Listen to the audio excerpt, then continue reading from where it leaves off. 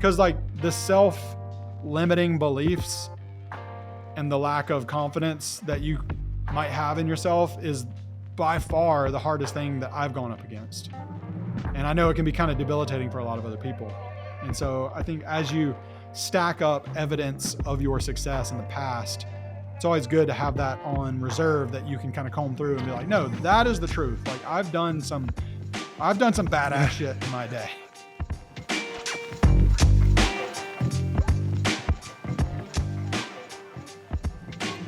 Have you ever thought about launching your own course, striking it rich with all that mailbox money? Must be nice, right? Well, let's find out. In this episode, I sit down with Matt D. Smith, one of my favorite freelancers, content creators, and product designers, to find out how he launched Shift Nudge, maybe the best online course for mastering user interface design out there. Shift Nudge has hundreds of positive reviews, thousands of members, and countless success stories. But developing and launching it took way more than you might expect. I talked to Matt about his career path and the experience and knowledge that it took to launch his course, and how his passion for teaching and developing a curriculum that resonates with his audience is what allowed Shift Nudge to become his primary income stream. I hope you enjoy this podcast, and I invite you to subscribe to this channel wherever you're listening. Now, let's jump into it with Matt D. Smith. I'm Brian Athey, and this is The Creative Brief. What's up, brother? Good to see you. What's going on, man? I'm excited to chat. Thanks for having me. Man, the pleasure is all mine. I'm so excited to get to reconnect with you. We were talking a little bit before the podcast started, but you and I first crossed paths back in the Epicurrent days. This was had to be around 2019, because my daughter had. It could have even been before that. There was lots of snowboarding happening in the 2000 teens through Epicurrent. You're right. I feel it was actually closer to 16. I think my daughter was born in November of 15. And I remember distinctly, I can always tie the date because it was like, all right, honey, I know we've got a 2-month-old at the house, but I'm going to duck out and go on a ski trip for a little bit, if that's cool with you. Exactly. It's for work, honey. I promise it'll be okay. It's going to be so good for me to, connect and network. I had those exact same conversations with my wife, and it was like, you kind of understood the value that experience was going to bring and the people that were going to be there. But it was hard to explain that value to other people. It's like, I'm going to be snowboarding for a week, have fun. And inevitably my kids would get sick and have the flu or something while I was gone, almost every time, like clockwork. It just happens. Well, God bless the beautiful, wonderful women that put up with us. Can't say that enough. Bro, I think when I first met you, you were kind of a jack of all trades. It feels like you were doing just about everything. Your specialty has been product design for a good long while, right? I mean, when people engage with you or when they want you to come speak somewhere, they're usually trying to get you to solve a high level product problem, right? Yeah, that's right. I've been kind of started off as like the visual designer, the UI designer early in my career, kind of evolved into a deeper understanding and application of UX design. And then for a period of time, it was like the thing to be called the UX UI designer. Yeah. And I think everybody kind of got sick of the acronyms, and now it's like product designer. And so that is a pretty accurate description. Is that still do you still split some time doing client projects and building products, or? So I've only done probably 2 client projects in the last 4 years. And prior to 2020, I was, full-time product design, UX, UI, some front-end stuff, I never really coded that much on client projects, but I was always loved writing HTML and CSS. But then once Shift Nudge launched, the first beta was in 2019, my big interface design course. Then I started running like beta groups for the first half of 2020. And then in August of 2020, that launched, and it just it blew up more than I thought it would. And it has kept going, and I've ran multiple enrollments each year since then, and people keep joining, and I keep adding things and shifting things around and trying to make it better and coming up with new ways to do it. So I've only done smaller client projects in the mix of all that, and really just because it was a previous client that came to me and they were like, "Hey, I loved what Yeah. you did for me previously. My company got bought, and now we're doing the same thing with a new company with new branding, and it's an iOS app, and you'll only be working with me, and the budget's bigger. You want to do it?" And I'm like, Yes. "Yes." I love that. Yeah, that's the thing I wanted to ask you about, man, because I follow you on social and I feel like what I've witnessed over the course of the last couple years is that you've made this transition of kind of posting work all the time, sharing a lot of insights online. From what I could understand, I think you had a like a creative space, a studio space for a while that you used as a Yep, co-working co-working space. space. Yep. And not to mention the fact that like, you are the one designer that I know that does not live in one program agnostically. Like if something cool comes out on Figma tomorrow, you could very likely master it and post a tutorial within the week. If somebody needs like an editing tutorial, like you probably have mastered Premiere one way or another, or you might be a Final Cut guy. But like, I used to be, yeah, I used to be a Premiere guy. Now I'm like Team Final Cut. okay, gotcha. And then, like, you've got to remodel your house. You're going to jump into Sketch. You seem to have this ability to do almost everything. But over the course of the last year, I've watched you really bring some things into balance. And, I mentioned to you that I saw this tweet the other day, and it says success can also begin when you find out what you truly do not want. Is what Yeah. you messaged me about, and it seems like that's not just something you were saying. It seems like something you've lived over the course of the last few years. Yeah, absolutely. And honestly, like even I think that statement traces back to my college days when my wife and I were Yeah. dating. At the time, we weren't married, and I was just doing a bunch of dumb stuff, as many people do in college. That's what it's there for. And I remember kind of like being confronted by her at some point, and she was like, almost like it wasn't like an ultimatum. It wasn't like an ultimatum, but it was like, I don't really want to be with somebody who's doing this and this and this, and just made this kind of like statement about some of the things that she wanted. And I remember thinking like, I don't see myself doing these things long term either, and I don't really want to be that type of person. I didn't know exactly what I wanted to do when I was in college, but I had the realization like I can make progress if I can just by process of elimination say I don't want to do that. I don't want to do that. I don't want to do that. And that was a significant turning point in our relationship and also just kind of like my outlook on life in general. And I've definitely carried that with me as well into the future. Did you go right into like an agency or in house somewhere after school? Yeah. So my first job out of college was working in house at this CNC machine shop. And that's like computer numerically controlled machine for those laymen who aren't familiar with the term. But it's basically these giant machines that you program to like, drill Okay. and cut aluminum pieces. Think about like an elaborate machined part that just I don't know bolts onto the side of a motorcycle or an airplane, just anything out of metal, titanium, Right. aluminum. And this guy was building these high quality cycling components, primarily cycling calipers, brake calipers that professional road cyclists would Gotcha. have on their bike. And he had this patented design, and he was like had the lightest and the strongest brakes on the market, and he was making them all locally in this like shop that he had Hmm. built. And he had maybe 10 people working for him, and he was looking for a designer to join the team to do branding, to do design, to do websites and things like that. And that was my first job out of college, and I worked in-house with him for about 2 years. And I thought it was cool, so cool at the time, because it was like I'm a contractor and I just I make my own rules, but I'm also there 40 hours a week and I'm paying my own taxes and I don't have any benefits. Yeah. Well, there's So learned a lot of lessons in those one. early years, but that was one of my first jobs out of Okay, college. so I think that I'm really just curious how you got into freelancing. Then, I mean, how did you build this Yeah. reputation that you've been able to leverage so much? Because it's, I'm sure, not by accident that you've figured out a way to attract work, present and promote yourself, be in the right place at the right time. Yeah. So I think it started by accident.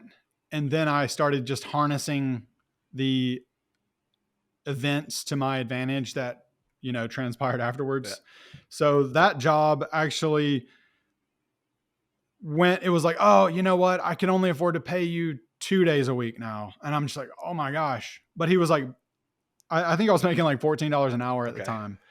And he knew that I was doing some freelance on the side at $25 an hour. And he was like, I'm going to drop you down to 2 days a week, but I'll pay you your freelance rate. I was like, I mean, that's actually not that bad of a deal. Okay. And so I, I started doing 2 days with him. And then I found another part-time job commuting to Atlanta for 2 days a week at the same rate. And so all of a sudden I was like, dang, I just like almost You went doubled from what, my like revenue. And now I'm working 2,400 a month to like 5 grand a month right there. Yeah. yeah, exactly. And I had an extra day to myself. And so I'm like, I'm going to start cultivating more freelance projects. I'm going to start reaching out. I'm going to start, you know, just figuring out what I could do.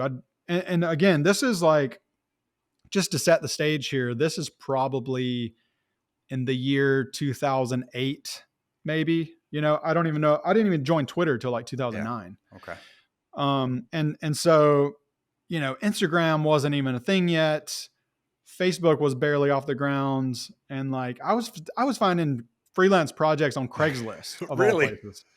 That could get Yeah. dicey, Like man. totally, like I drove to some dude's house in Atlanta to design a brochure for him in his living room. Oh man, for real?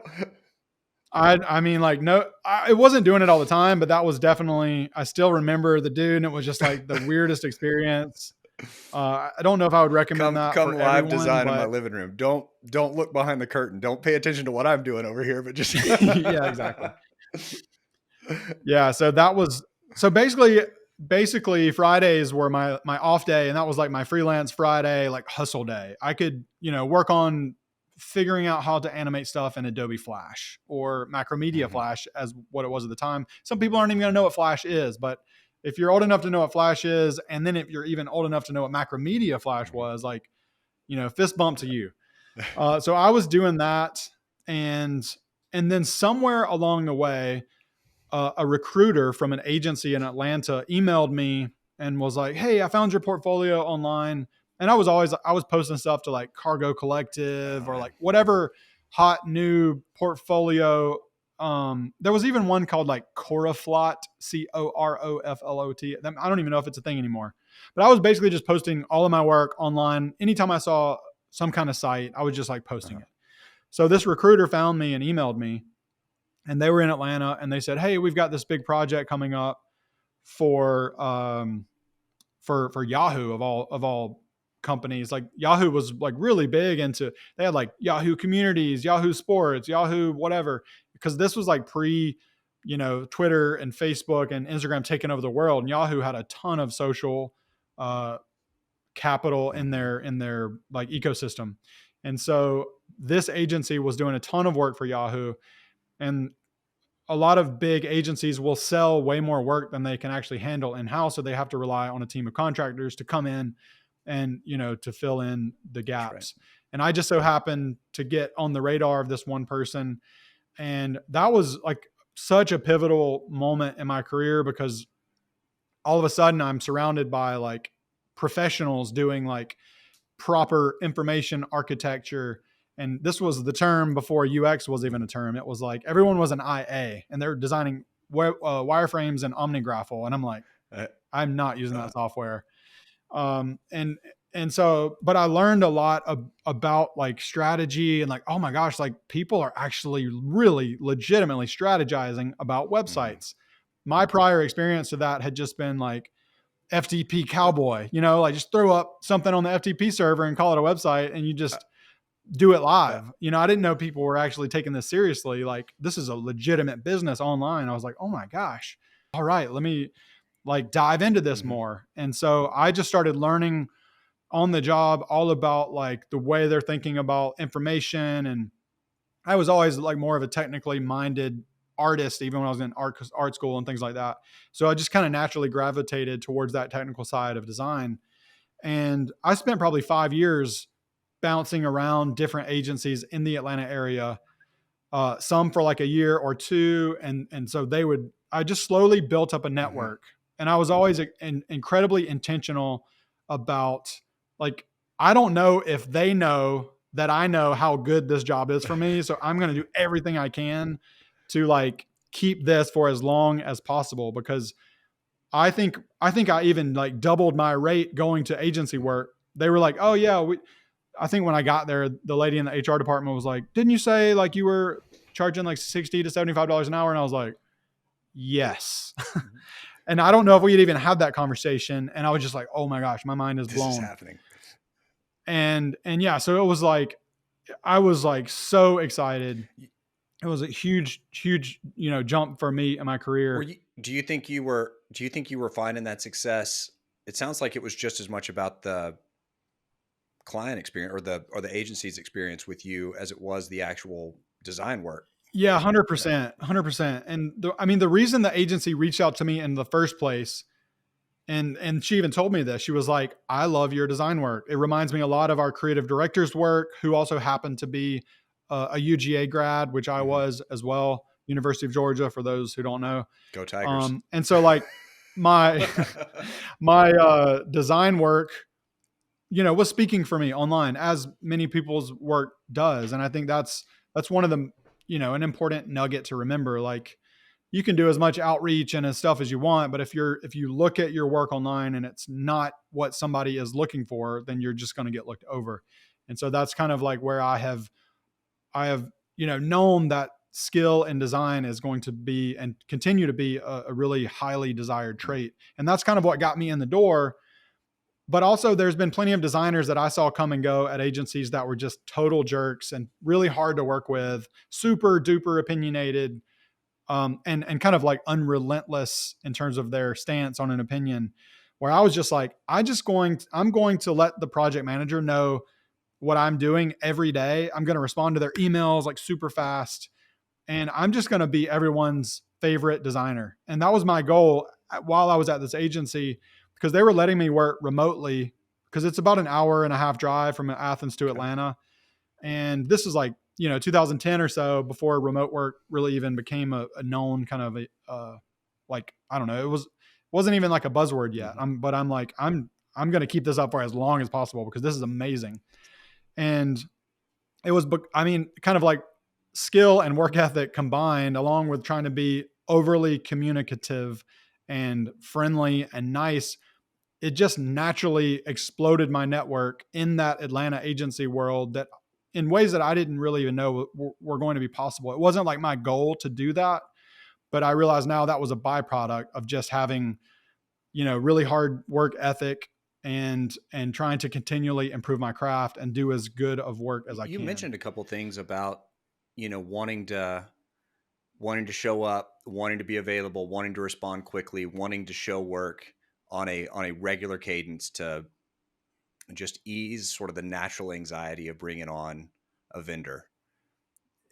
Sounds like you found a lot of success there. What are some of your other tips for just sort of that vendor relationship? Can you give people a perspective on what it's like to actually bring in a vendor, and then as a vendor, the best ways to meet expectations? Yeah, it's interesting because I guess there's two different ways that this worked in my earlier career. On the agency side, it was almost easier, because I had such I had such a strong referral from within that agency. It's like a project manager that used to work with me on the project at agency one now works at agency two. And they told their creative director that, like, if Matt's available, we have to get him on this project. Like, just whatever it takes. And so I would arrive, and it would just be like a conversation about when I could start. It wasn't even like an interview. It was just like I had such a strong referral Hmm. that it would just happen almost effortlessly, and I would just hit the ground running, because I had already worked with this other project manager. I had already, and so that was those were the easiest moments. But that was also like working hourly. Usually there's always an hourly rate with an Hmm. agency, and there's pros and cons to that as well.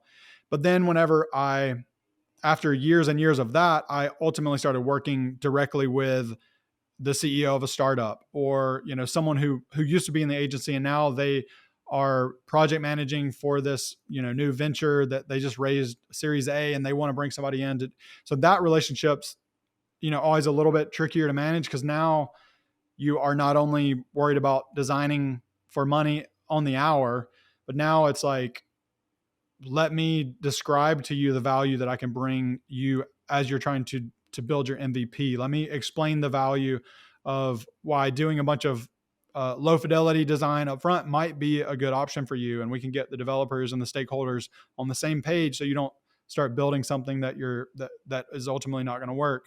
And then let me explain the value of getting the design really nice and tight before you go to market. And so there's a lot more of like setting and managing expectations even on the Yeah. value side. But it also doesn't hurt if you have a good body of work that accurately shows your capabilities. I remember one guy hired me because he was like, I saw that you did a project with maps, and there's going to be a lot of maps on our project. So like, I'm excited to work with you. And just the fact that I had map work in my previous Yeah. project, he was like convinced that I was already going to be able to do a great job.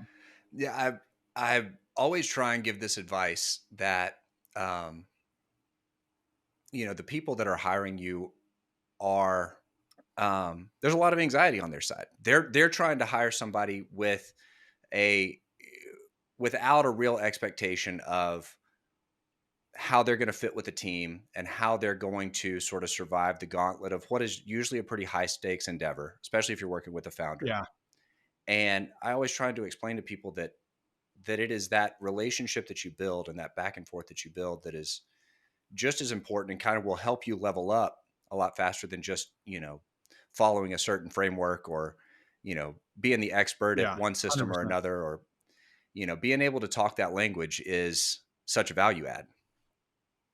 Yeah. I feel like the relationship side of it is huge. And even just having the relational maturity of having difficult conversations, or feeling confident enough to push back on an idea that you don't agree with in a way that doesn't sound combative. And it's like I like that idea, but if we did it that way, this might be a side effect that we aren't aware of. And so if you have a different, even just, people always talk about how design is Hmm. sales. And in a lot of way it is. You're trying to sell your idea or sell your design or sell your approach. And I think even convincing a group of friends to go eat at this restaurant over another restaurant is sales in a Yeah. way. So I think there's a lot of like delicate balance of conversation between persuading someone to do one thing or the other, and just kind of being open and honest as well. And I think there's a lot of, you know, soft skills or whatever you want to call it that kind of goes into it, that feeds into that ability.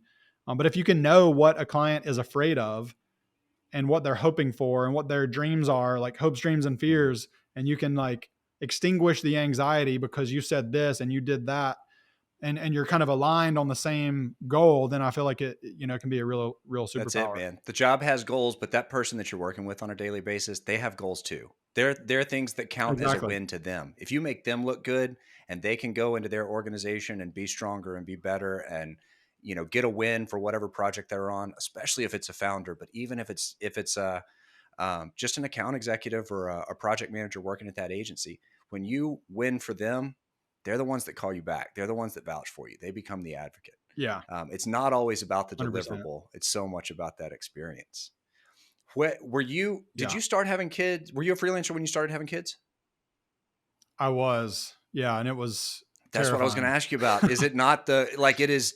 It is the scariest thing as a provider to go through that anxiety of having to be completely reliant on work coming from other places and that paycheck coming Yeah. from other places, while you've got these little lives that you're bringing in the world. You've got four, is that right?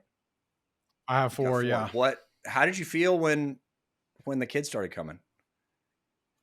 So my first kid was born when I had my first job out of college. So my wife and I dated for 4 years before we got married. And then after a year of marriage, we had we I can't remember if we got married in 2005 and we had our first kid in 2007. Mhm. And so I was still working in house at this little place making, chump change at the Mhm. time. And my wife was working full time as well. And thank God she had benefits with her Right. work because I had Yeah. literally none, unless you counted like riding the boss's motorcycle in the backyard a Hey benefit. man, if they I mean, if he at the put it in the if time, he I put was it in the pretty pumped about contract, it. that sounds pretty sweet. Yeah, exactly. And I'm just like, now I just, I need to buy a motorcycle helmet. It's for the boss's motorcycle. Like I legitimately had that conversation with my wife back in the day. But yeah, so I was like somewhat stable with this job, but then as soon as he was like, I need to, take you down to 2 days a week, I was just like freaking out. And fortunately my wife was working full time, and there was just no way I could sustain like providing for the entire family. Even if my wife wanted to stay at home, it just wasn't an option at the time. So it wasn't until I started working with the agency that my wife made the decision to start staying at home when we had our second son. And still it was like, even thinking back to it now, I'm just like, oh my gosh, like how did I do that? But you really just take it day by day, and it is terrifying. And I think a lot of the terror comes from the feast or famine Mhm. that happens when you're freelancing. And there's just so many unknowns. Like I don't know what's going to happen after this project, and you have to field other requests while you're working on your main thing, or maybe you're doing two at a time. And it can be quite challenging. And for whatever reason, I didn't really plan to stick with freelance for a long time. It worked out so well with the agencies for 2 or 3 years, and then it started working out well with the startups, that I just got used to having the freedom and the control over my time, even if it was more of a perceived freedom, because ultimately I still had things that I was on the hook for. And so there were several times, like I think in 2013, I went 3 interviews deep with Facebook. And this was when they were still requiring you, if you worked at Facebook, you had to move to San Francisco, New York, or Seattle, Okay. I think were the three options. And I remember even in the interview, I was basically trying to convince them not to hire me, because I was just like, yeah, I just don't know. I was just having like a mini existential crisis back Mhm. then, because I was in a non-tech hub and I was doing all this work in Atlanta for these agencies. A lot of it was kind of like, I mean, I'm proud of a lot of the work that I did, but it wasn't, making the front page of Product Hunt or whatever. Sometimes it was like a responsive web application for managing the transportation logistics of these carriers across the Southeast. And sounds so boring, but it was such fun work for me. Like it was like real tangible work. And I just kind of kept having this crisis where I'm like, I'm on Twitter and I'm watching all this cool stuff happen in the Bay and in New York. And so that's kind of like when I started Feeling like actively trying to get involved with yeah. conferences, and Dan started doing the Epicurrent stuff. And I'm like, yes, I need to expand my Was my that kind of the network. first pathway to kind of that branching out? If you've always kind of been around Atlanta, right? Yeah, Okay, that's so is right. that the first time you were really like so I mean, you're MDS online and you've got, those are all your handles and it's branded on your website, but there had to be some intentionality behind that, I feel like. I feel like there's right around the time of Epicurrents was also the time that I started seeing you a lot more online and Yeah. showing up on YouTube and um, creating these little viral moments on your social channels and responding to the news of the day with tutorials or hot takes and things like that. I feel like you at some point you had to decide to shift to be more of a branded figure. You had to start building that reputation outside of just the work you were doing. Yeah. I think a lot of that initially started just from being on Twitter, and I would see people like uh, Chris Coyier starting CSS tricks Hmm. and reading like Brad Frost. And I went to like an Atlanta web design group meetup, and Brad Frost was speaking at the MailChimp headquarters, and he was talking about his idea for atomic web Hmm. design. And that was kind of like game changing for the entire design systems Yeah. industry. And as I went to more talks, as I read more blog posts, I was like, I really enjoy this, and I like the idea of like sharing ideas online. And so like I started my own blog in like must have been 2012, 2013, maybe even earlier. And one of the first big, viral moments was I think it was in 2013.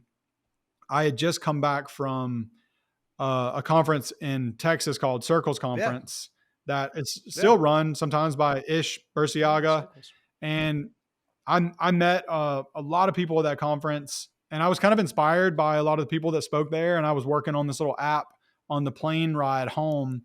And my friend and I were actually trying to build like a mobile app for Craigslist. I know this is like a recurring theme, but I was selling a bunch of crap. I was just getting rid of a bunch of stuff. And honestly, Craigslist is I mean, Facebook Marketplace I'm has going to have a little probably, sponsored ad pop up underneath this right now. It's going to pop up yeah, as exactly. Craigslist. Craigslist is like the silent beast of the internet. Like it's still going. It's probably like a multi-billion-dollar For sure it website, is. and it's still, you know, probably has like a single page, 100 lines of Yeah, CSS, just and that's blue it. underlined It's link. just That's like, it. I mean, it's underrated. It's still Mm-hmm. underrated. But I was going through the process of, we were living in this tiny house, and I think our third kid was born by then, and maybe we were pregnant with our fourth, and it was just like I got to get rid of a bunch of stuff. So I was trying to actively get rid of just random play toys and stuff. And every time I would post something on Craigslist, I was like mortified because it's like this 12-step process. I got to choose a category, and then I got to choose the subcategory, and then I got to upload some pictures, and then I got to.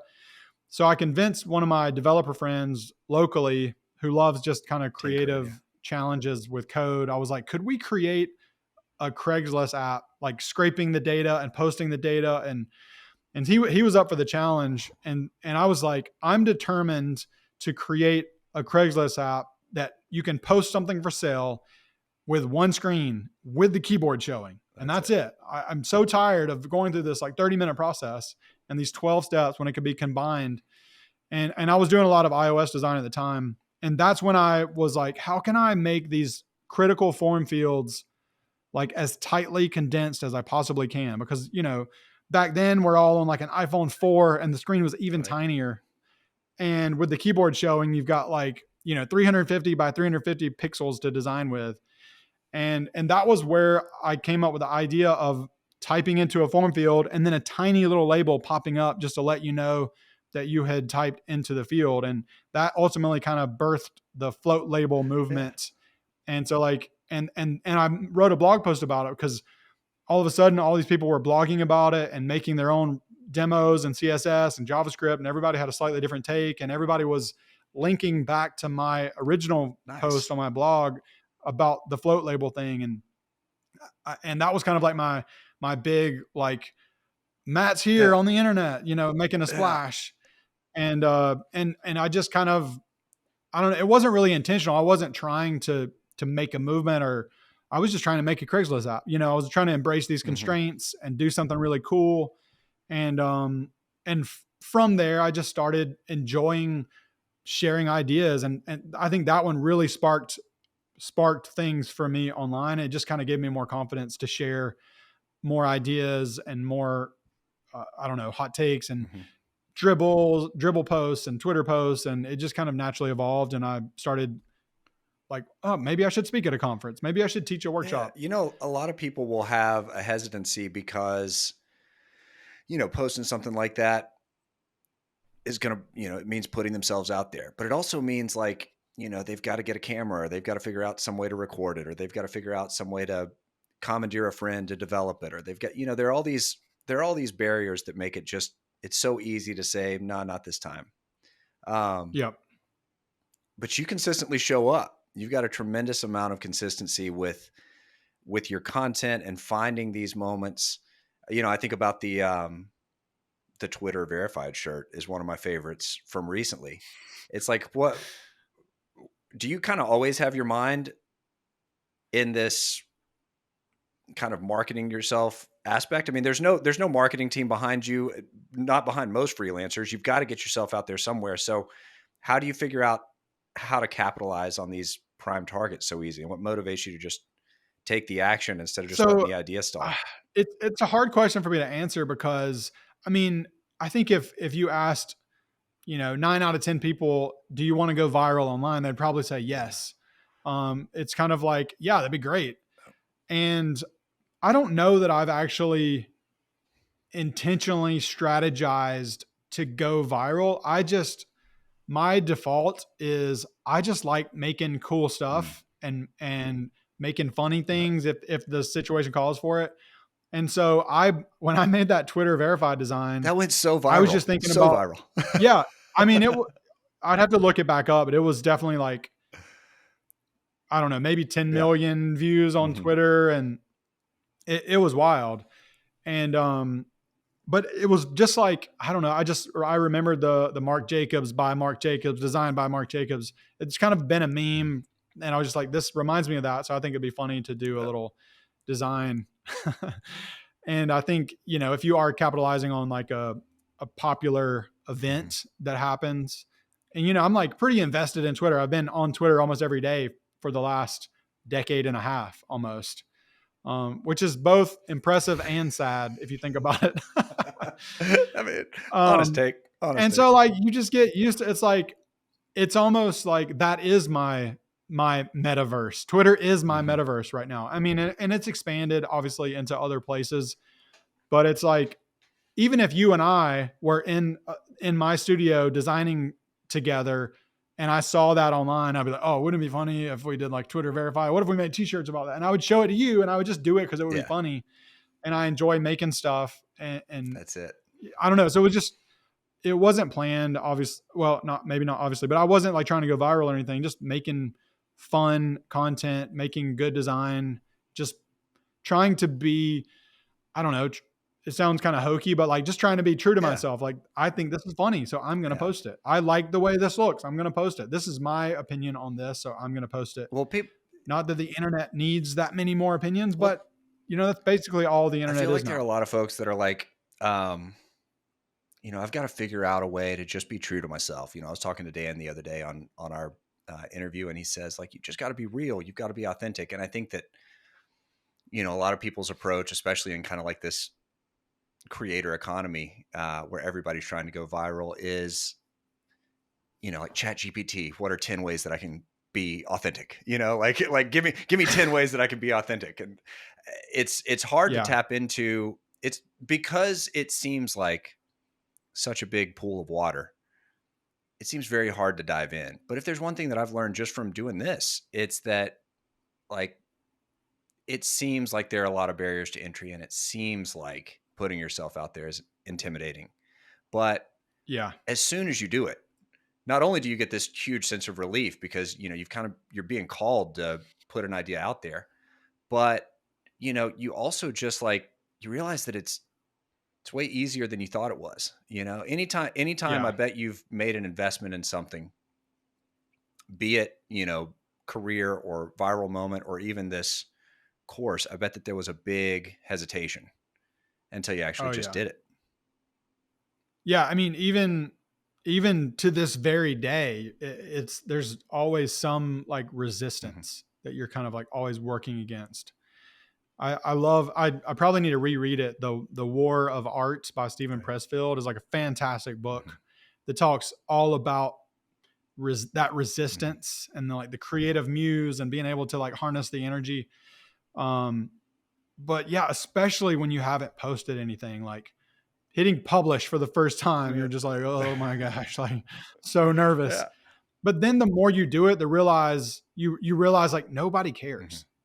But there might be some sticks in the mud that say something mean, but it's like, if you're the exact opposite of what I want to be, and you think I'm lame, then I'm 100% a success because you think I'm lame and I don't want to be anything Yeah. like you. Therefore, I'm doing what I'm doing. Like I'm Yeah. winning. That's it. And I still think back to like, I remember I did a live stream on Adobe, like at the Adobe headquarters in Okay. San Francisco. We did like, it was like when XD was first Hmm. coming out. I was a part of the like, it was called Project Comet Advisory Group. And this was before it was even named Adobe XD. It was way before like Figma became popular. And through some, I actually spoke at a JavaScript conference in Atlanta, of all places, on responsive Mm-hmm. design. And one of the guys that works at Adobe was like, "Hey, would you be interested in testing out the new software we're working on?" Yeah. I was like, "Yeah, absolutely." And that led to like live streaming with them. And so it's just kind of like another reason why, if you have the idea that you want to speak at a conference, like go do it. And you might have one person in the audience that invites you to something that unlocks a whole new avenue for your career. And so anyway, I was live streaming on Adobe, and this is back before I was doing a lot of video. So if you've not done video before, if you haven't recorded yourself and posted it online, if you talk at a normal cadence like you would at a restaurant, it kind of sounds like you're kind of Mm-hmm. depressed, and it's not really that engaging, and it seems way boring. And that's kind of what my attitude was. Like I wasn't trying to be boring, but looking back on it, it was just like, I can see why someone might think that I am a total D Yeah. bag. Are you looking And at a teleprompter when you do it too, or do you have are you just like trying to remember a script? it depends. Like the most recent video that I made on Twitter, I read all of that from a Okay. teleprompter because I just needed to be fast. I needed to like get it out there. I don't want to, if you try to just, you can wing it. And I think a lot of times, sometimes it can be more natural to do that. And you definitely get better at it, but it really depends on the context of what you're videoing or whatever. But at Adobe stuff, it was not teleprompted. It was just all Oh, gotcha. live, kind of off the cuff. Yeah. But I remember someone commented on one of my videos, one of the first comments, it was like, "Matt looks and sounds like a triple A douche." And I was like, "Thanks, guy. They I pinned it appreciate and stayed that." on the screen the whole time. Yeah. And I went back and commented just because I kind of like feeding the trolls sometimes. I was like, "Is that better than a regular douche? If so, thank you very Yeah. much." Yeah. Lean into that a little bit. That's what the But, D in, like, in Matt D. Smith stands for, right? that's right. That's exactly right. No, man. I wanted to ask you that mostly because I watch some of the things you do extracurricular from design, and I really want to get to like how you were able to put the time and thought and effort it takes to build this incredible course that is Shift Nudge. I want you to get to talk about that a little bit, but before you do, I think that I just want to speak to your discipline a bit, and I want to ask you about showing up each day, how that ties into kind of creating a personal brand to help market yourself a bit and to, grow that awareness, grow those paychecks, grow that career. Um, you're also like a pretty consistent, disciplined athlete at this point, right? I think I saw a post that you posted a while back that you've transformed yourself over the course of the last few years. Yeah, I remember when my second kid was born. This is like 2010, and I went to some like family Thanksgiving thing, and we were all playing volleyball. My wife's got a huge family, and one of her cousins was like taking pictures, and she was like taking these like down. She was sitting on the ground, and I saw this picture of myself that she took when I was like going up for a volleyball Hmm. hit, and I just almost didn't recognize Really? myself.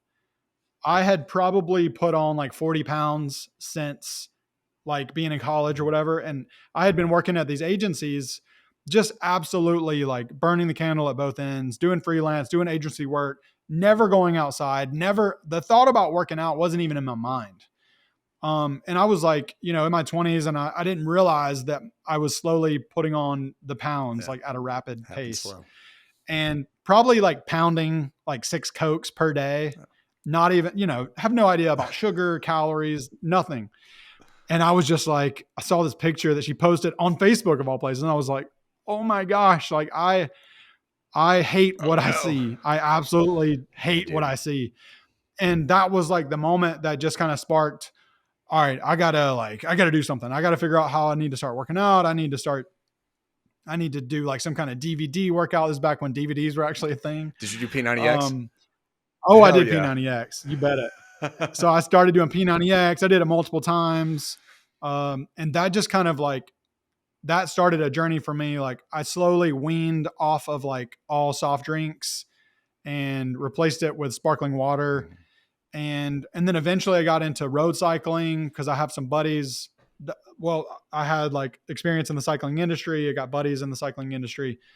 Started getting really big into that. Then it got really cold. And then I started strength training in the gym when it got cold. I was like, man, I haven't worked out since I was like early college days. And I just felt so Mm. much better. And, I was also like, I had kids, I had freelance clients, and it just wasn't going to happen for me unless I did it early in the morning. And I am a natural night owl. It's really hard for me to make myself go to bed at a Yeah. reasonable time. I think that, But it was like I had these constraints that existed in my life. And if I wanted to improve myself personally, it was just going to have to happen between the hours of like 4:30 in the morning or 5 in the morning to like 7 or 8, whenever things started kicking off. And so I had a season, I don't do it now, but I had a season where I was like getting up and running 5 miles or getting up and lifting weights. And I just started brick by brick, slowly building habits of just becoming healthier. And I just found it absolutely fulfilling. And I just always try to keep it up. And I'm streaky. Like I haven't actually lifted weights one time in 2024, other than like some pull-ups in the garage or yeah. some push-ups or whatever. Um, but it kind of comes in ebbs and flows, and it depends on the season of life. But that was like the kickstart of my, like, I don't know, my physical fitness. And as my kids have gotten older, I'm like, I want to be healthy. I want to be able to actively mountain bike with them. I want to take them snowboarding and doing all kinds of fun Yeah. stuff like that.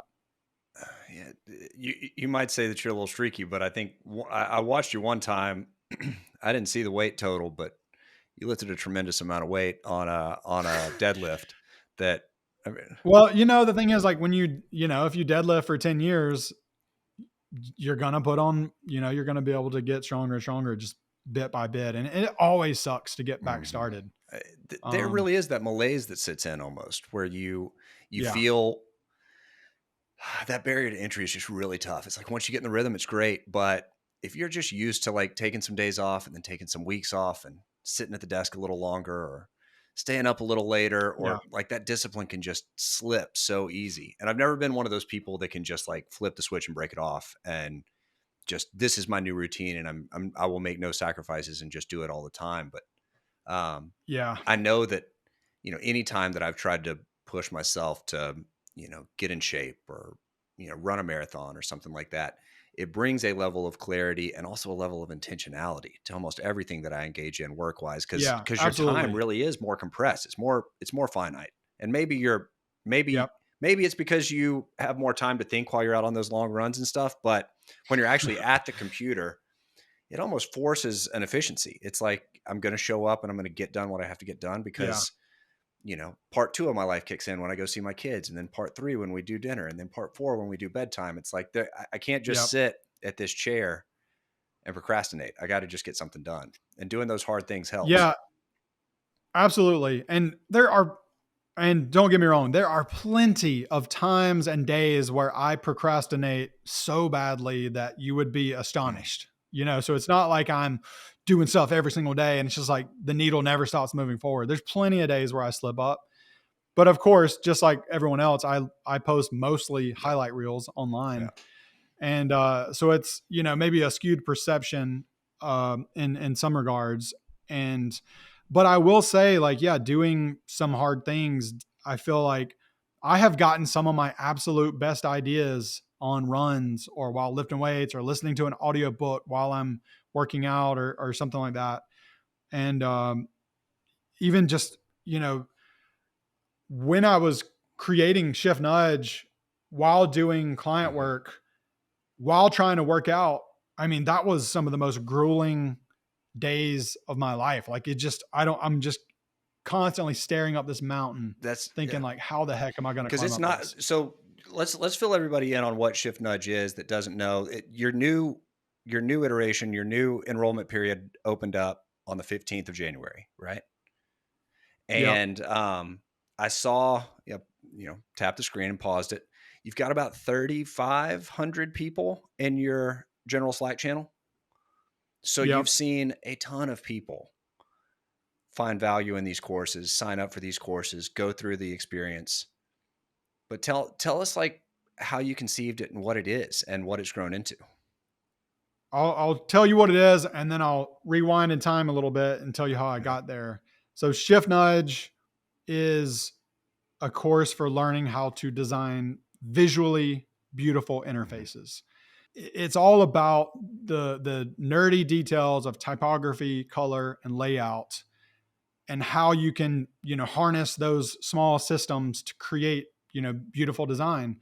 And then in some of the later modules like style and imagery and interface elements, it's kind of like a combination of all those core elements, interpreted into actual interface Wow. design and Okay. tactics for mobile first and iOS design, and how you can kind of, think of that design in a more of a systematic way.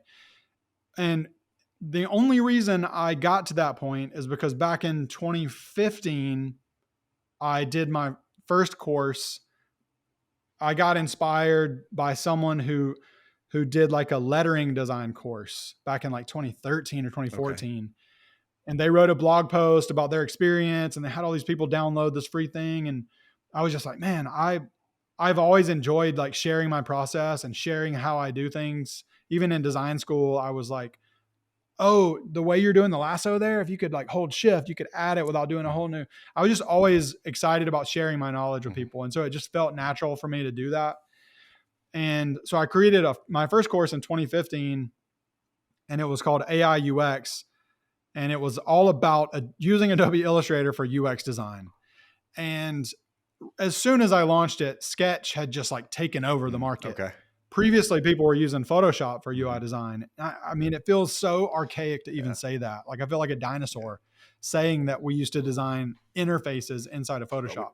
Some but people we still did. do. I'm Yeah. not like Yeah. knocking it, but Brian Powell, one of my like top designer, like I admire his work so much. Like he still works exclusively in How Photoshop, about that? which he's doing a lot of marketing and branding and stuff like that. But uh, it was it was like a completely new experience to do curriculum, to make videos. I bought my very first microphone and filmed the videos with my super crappy MacBook Cam at the time, and but went down this like deep internet wormhole for like online marketing, and listened to these podcasts about courses and marketing and sales and writing copy and all this stuff. And it did okay. It was like it did as well as maybe like one client project would do, but it wasn't like now I'm doing this full time.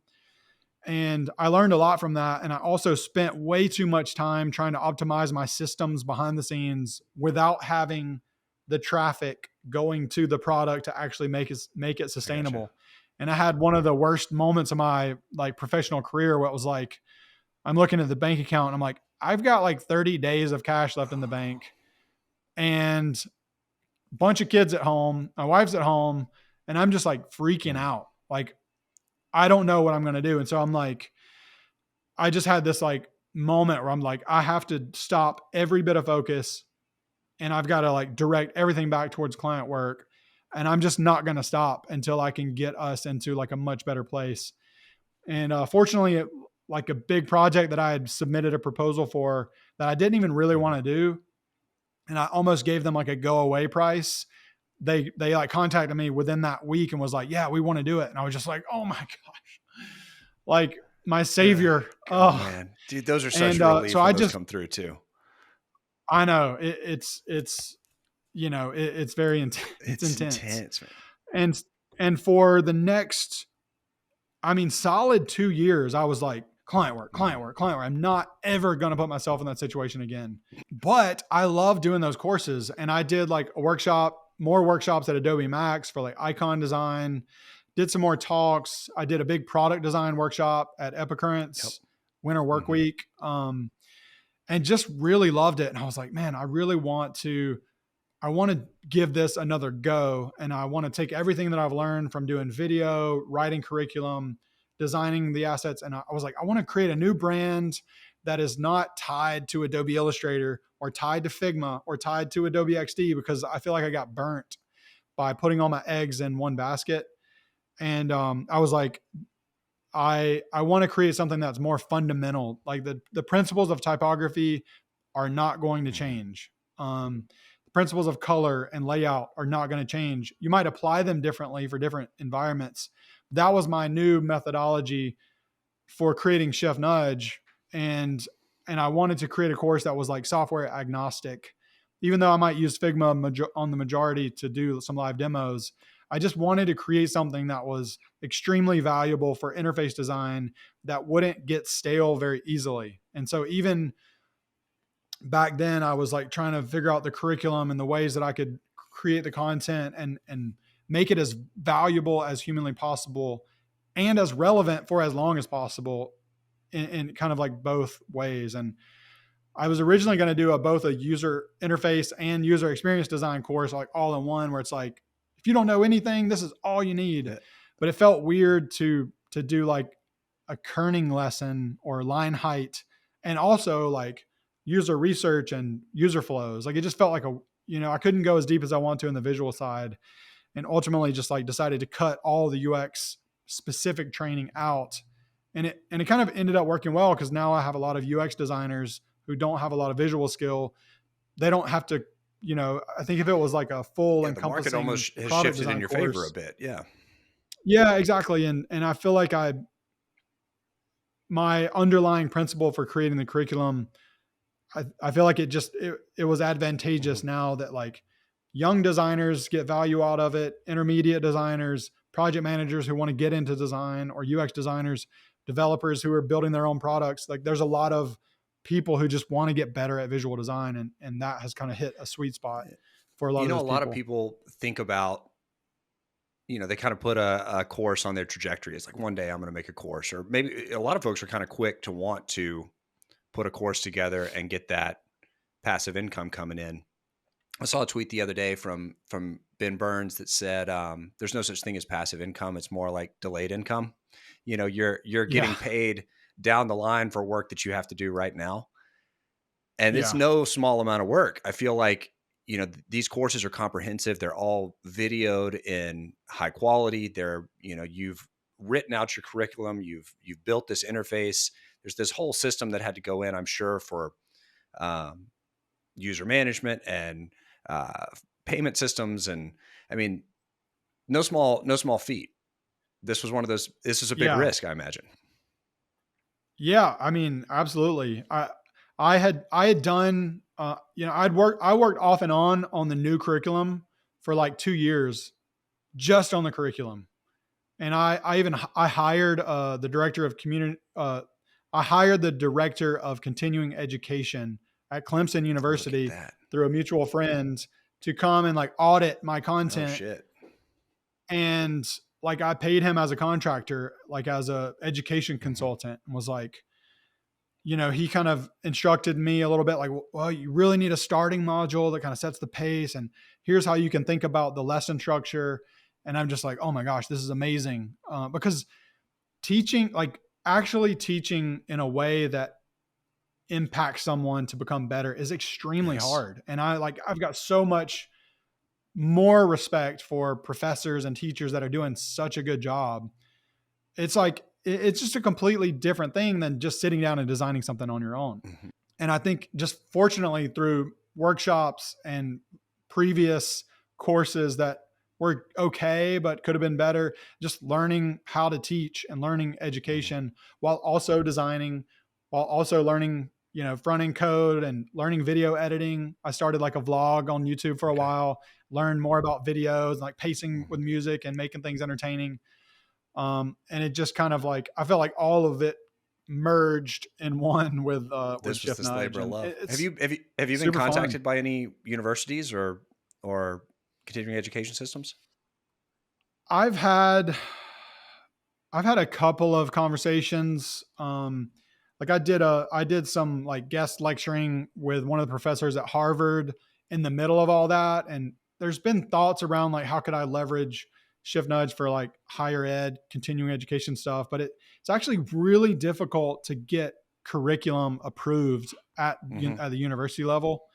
Because even when I was a professor at UGA for a while, like an adjunct professor, and they let me use all of my own content, but getting actual content approved as the official curriculum is like so much red Yeah. tape. And it's like by the time, if I would have had like some of my Illustrator content stuff approved, it probably would have been like 2017 by Totally the time did. I got approved, even though I was submitting it by 2015. And all of a sudden, hello, no one's using that anymore for interface design. And so it's just like, it's hard for those big organizations to kind of keep up with that Well, what I've schedule. checked out, it's such a comprehensive education, and I'm just so grateful that you've made that so accessible to folks. I feel like, like I went to Louisiana State University. I went through their design school, and we definitely did a bunch of theory. We also did a lot of like painting and collage and Oh 3D yeah. modeling and design, and not on a computer, but with like, chicken wire and was it Clay clay sculptures. sculptures and yeah. And I left the university experience, and I feel like that first 2 years of my career was so daunting because nobody was asking me to do collage and still life painting. People were asking me You don't need a wire sculpture for your job, for That's your right. business. Like, That's come right. on. So there's I'm really good at putting like cutting mat board with an X-Acto I'm so knife. good at that. Like, you don't need Oh any my of god, I'm that. so good. My T square skills are insane. Hire me. Oh yeah. That's what I mean. I feel like, whether somebody wants to go to college, to design school, or whether they want to skip it all together and jump right into your career, you've made a really solid foundational knowledge very accessible through your course. And it's so, like I said, comprehensive. You could go in knowing very, very little, if nothing, and leave ready to go apply for jobs and get work. I think it's amazing. Yeah. I Yeah. mean, your success stories they speak for themselves. Your testimonials speak for themselves, but any good feedback you've got, any success stories that you can share? Yeah, like one of my favorite, this guy Caden, he's been really public about it on LinkedIn and Hmm. stuff too.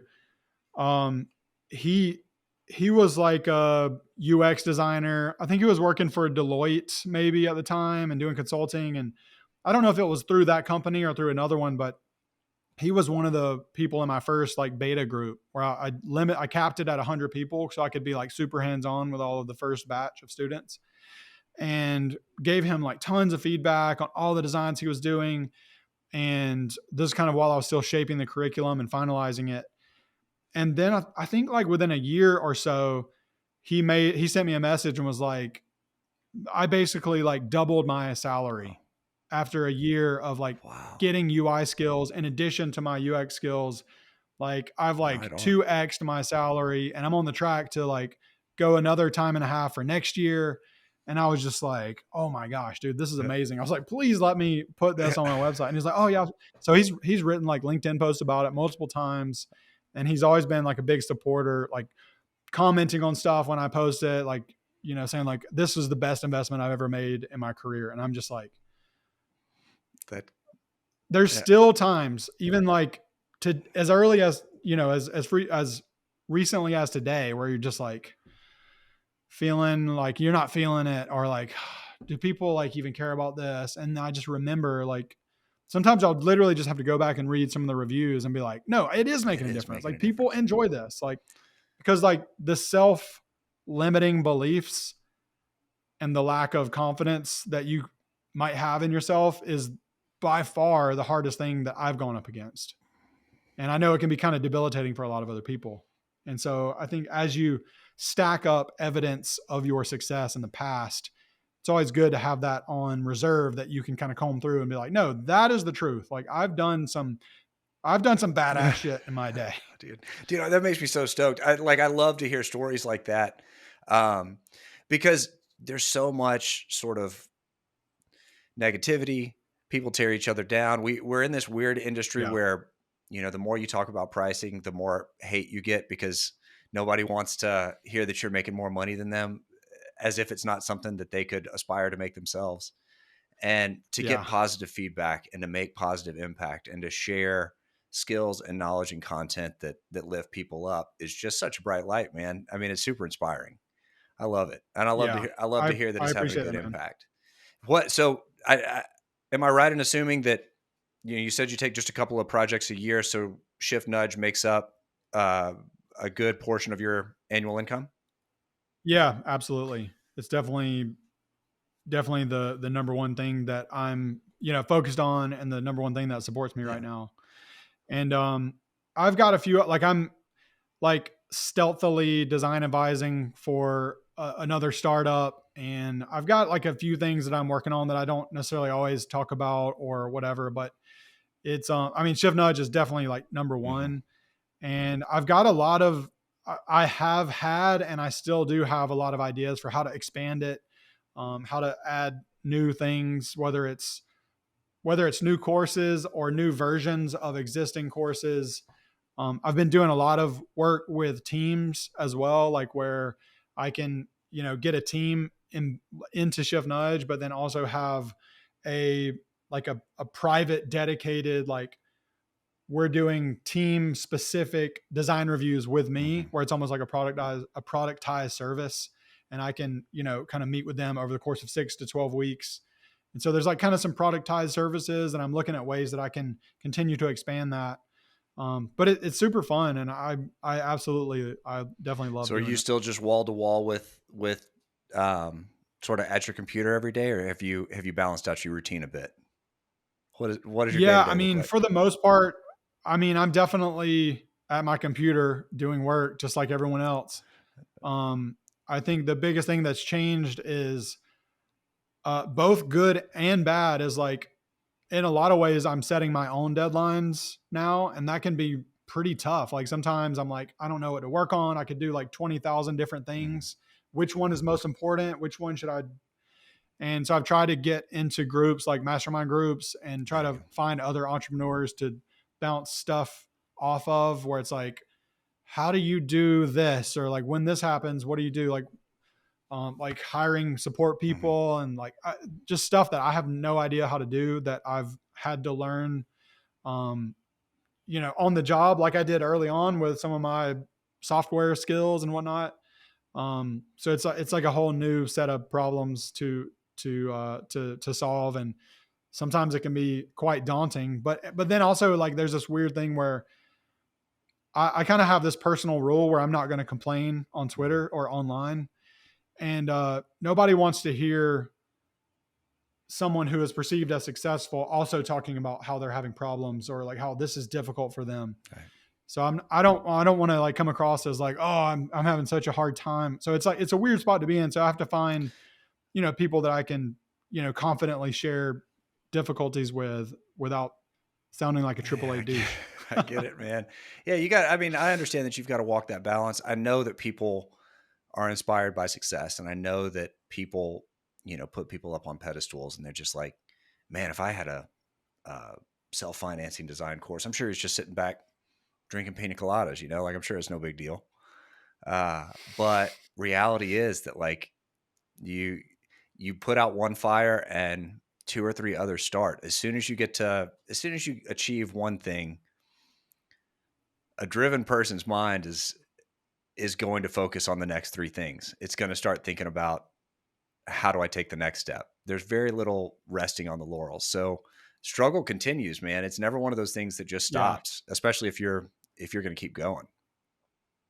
Yeah. And it's been really tricky for me to balance, like, I've had these external deadlines and external client expectations my entire professional Yeah. career. And now I have a little bit more freedom to decide what those are, but also, like, that can also be like, cause crippling Mm, anxiety.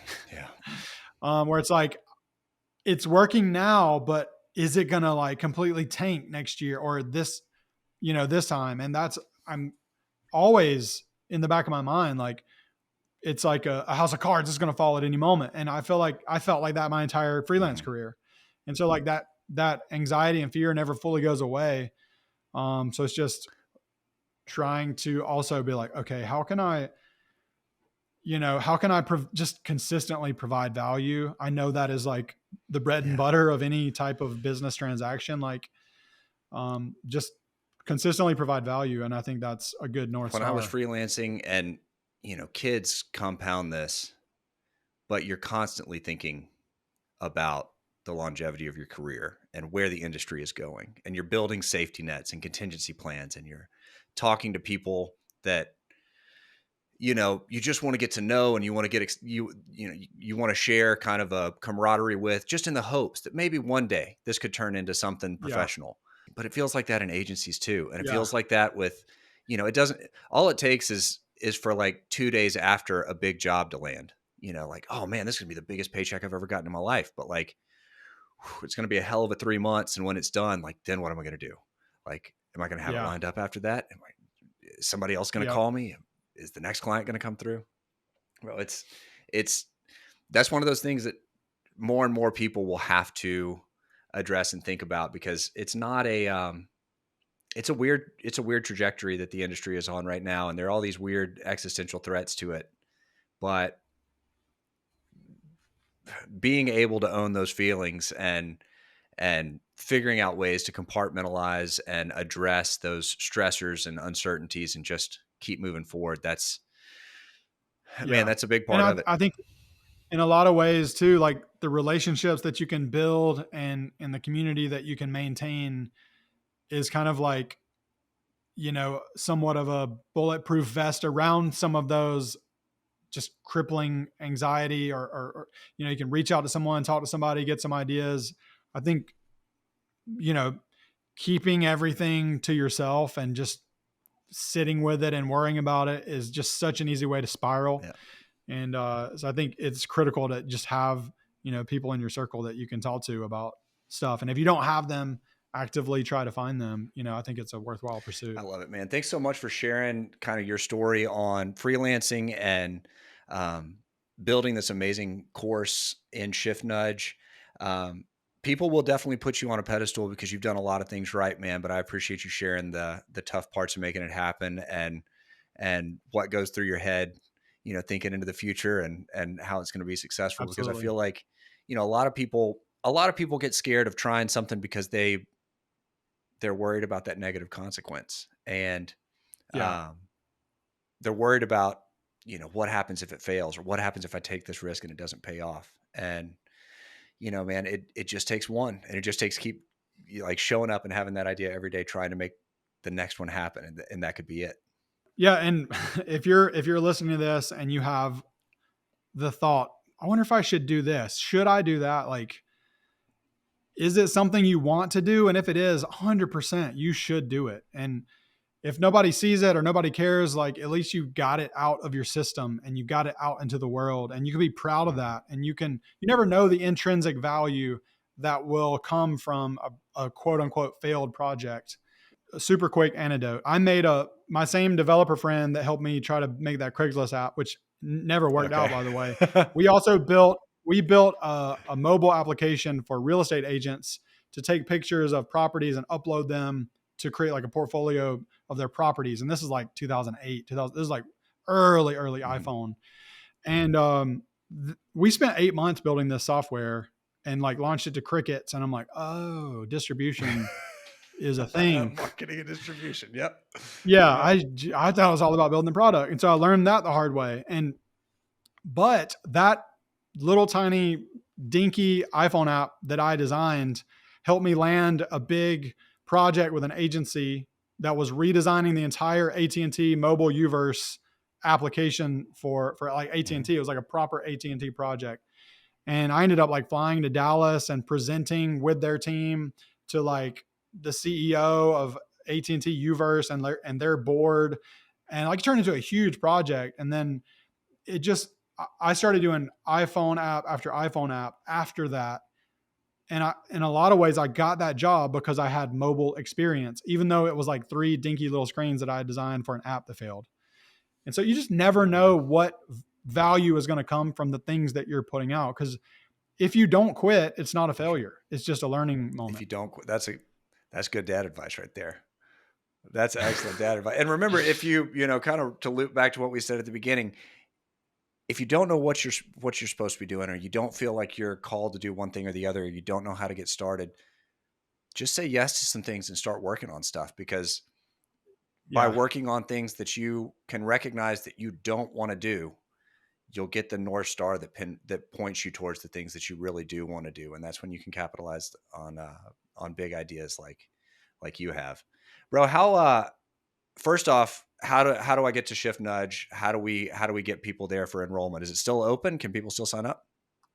Yeah, it's open right now. You can go to shiftnudge.com and you can basically see everything. And I've got 3 free lessons that you can get, shiftnudge.com/demo. Just pop in your email and you'll get like 3 of the actual lessons from the full course. So yeah, that's the easiest way to get in the loop on that. And then to follow you, it's at MDS. Yeah, I'm MDS on Extremely Online at Twitter, Threads, Instagram, all MDS. Dude, thanks so much for your time, and I appreciate all this knowledge. I feel like it's a crash course already. So if you want more, go check out Shift Nudge. But in the meantime, dude, thanks for hanging. I appreciate it. Man, thanks so much, Brian. It's been awesome chatting with you. All right, man. Take care, bud. Thank you for tuning in to another great episode of The Creative Brief. Now, if you're new to this channel, I invite you to subscribe for more great content every Monday. And if you're enjoying this podcast, consider sharing your favorite episode with a friend. It'll help me produce more episodes and broaden the reach of this podcast. As always, thank you for listening. I'm Brian Athey, and I'll see you next time.